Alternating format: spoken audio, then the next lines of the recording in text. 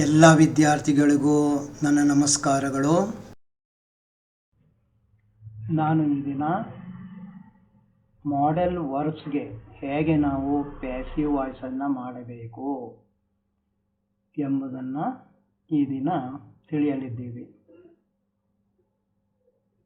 Shall, should, will, would, may, might, must, ought to, dare to, used to, need to ಇವುಗಳನ್ನು ಎಲ್ಲವನ್ನೂ ಕೂಡ ನಾವು model auxiliaries ಅಥವಾ models ಎಂಬುದಾಗಿ ಕರೀತೀವಿ.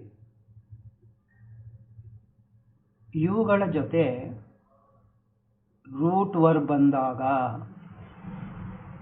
ಯಾವಾಗಲೂ ಕೂಡ ಮೊದಲನೇ ಕಾಲಮ್ನಲ್ಲಿರುವಂಥದ್ದು ಗೋ, ರೈಟ್, ಈಟ್, ಡ್ರೈವ್ ಹೀಗೆ ಮೊದಲನೇ ಕಾಲಮ್ನಲ್ಲಿ ಬರುವಂಥದ್ದು ಮಾತ್ರ ಇದರ ಜೊತೆ ಸೇರುತ್ತೆ.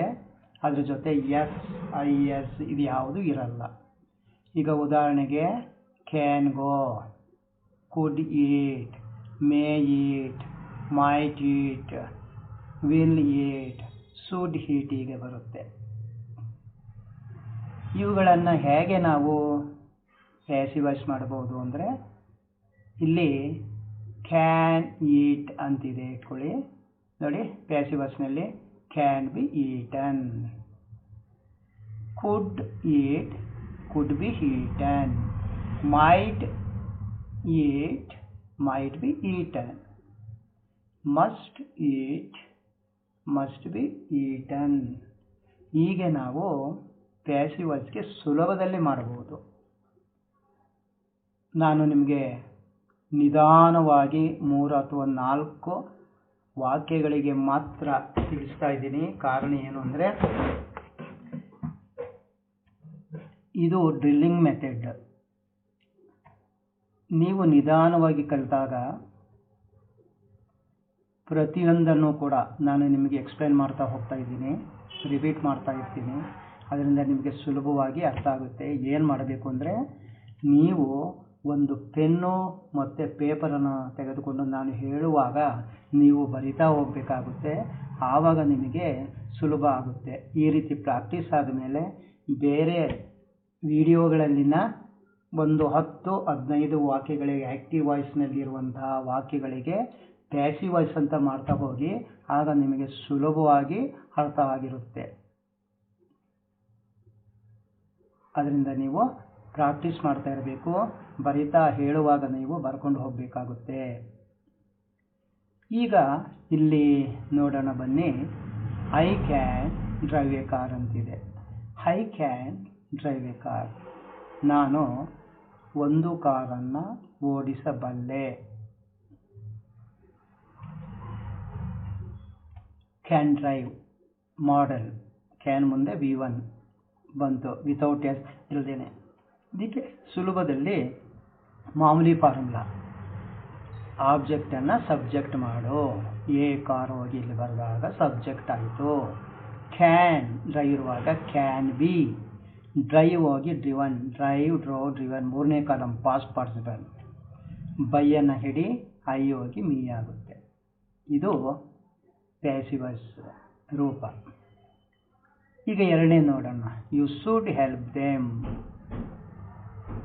ನೀನು ಅವರಿಗೆ ಸಹಾಯ ಮಾಡಬೇಕು. Should help, should plus V1 modal verb. ಈಗ ಇಲ್ಲಿ ದೆಮ್ ಹೋಗಿ ದೇ ಆಗುತ್ತೆ, ಶುಡ್ ಹೋಗಿ ಶುಡ್ ಬಿ ಆಗುತ್ತೆ, ಹೆಲ್ಪ್ ಹೋಗಿ ಹೆಲ್ಪ್ಡ್ ಆಗುತ್ತೆ. V3 ಪಾಸ್ಟ್ ಪಾರ್ಟಿಸಿಪಲ್ ಇದು. ನೆಕ್ಸ್ಟ್ ಬೈ ಸಬ್ಜೆಕ್ಟ್ ಆಬ್ಜೆಕ್ಟ್ ಆಗುತ್ತೆ. ಮೂರನೇ ನೋಡೋಣ. You must obey the traffic rules, ನೀನು ಟ್ರಾಫಿಕ್ ರೂಲ್ಸ್ಗಳನ್ನು ಪಾಲಿಸಲೇಬೇಕು. Must plus V1. ಇದನ್ನು ದ ಟ್ರಾಫಿಕ್ ರೂಲ್ಸ್ ಪ್ರಾರಂಭದಲ್ಲಿ ಬರ್ತಾರೆ. ಈ ವಾಕ್ಯಕ್ಕೆ ಇದು ಸಬ್ಜೆಕ್ಟ್ ಆಯಿತು. ಮಸ್ಟ್ ಒಬೇ ಹೋಗಿ ಮಸ್ಟ್ ಬಿ ಆಯಿತು, ಒಬೇ ಹೋಗಿ ಒಬೇಡ್ ಆಯಿತು. By preposition you, you, the traffic rules must be obeyed by you.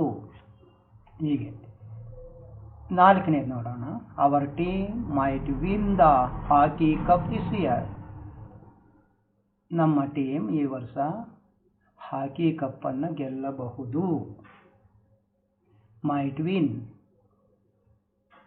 Object ಯಾವುದು? The hockey cup. Might win, might be won, win ಹೋಗಿ ಒನ್ ಆಗುತ್ತೆ. By our team this year, ಇದು extra words, ಅದನ್ನು ಸೇರಿಸ್ಕೊಳ್ಳೋದು. ಹೀಗೆ ನಾವು model words ಇದ್ದಾಗ ಇದು ಬಿಟ್ಟು ಕ್ಯಾನ್, ಶುಡ್, ಮಸ್ಟ್, ಮೈಟ್ ಇವುಗಳನ್ನು ಬಿಟ್ಟು ಬೇರೆ ಇದೇ ರೀತಿ ಯಾವುದಾದ್ರೂ ಇಲ್ಲಿ ಬಿಟ್ಟು ಹೋಗಿರುವಂತಹ ಮಾಡೆಲ್ಸ್ ವರ್ಡ್ಸ್ ಇದ್ದಾಗ ಇದೇ ರೀತಿ ನೀವು ಮಾಡಬೇಕು.